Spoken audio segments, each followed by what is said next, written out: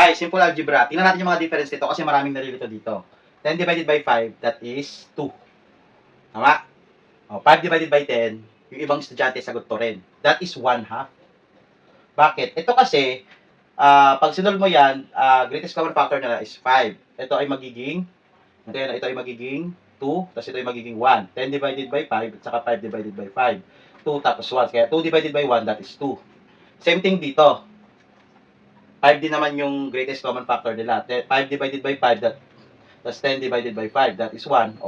Hindi mo pwedeng tanggalin yung 1 na nasa taas. Yung nasa ilalim lang lagi.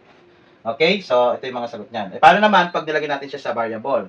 Ganun din. So, x over x cube.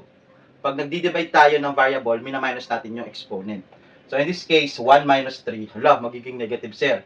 So, ang lalabas dun kasi ay x raised to negative 2. Kasi nga, 1 minus 3 is negative 2. Pag negative exponent, parang pride mo yan. Ibaba mo lang, magiging positive. Anong ibababa? Itong x, lagigawin natin positive. Tapos maglagay tayo ng 1 sa taas. Ito na yung magiging sagot. Paano naman pagbaliktad? Pagbaliktad, no problem. X cubed divided by x, that is x squared. Hindi siya negative kasi 3 minus 1 is positive 2. Paano pag magkakasama na sila?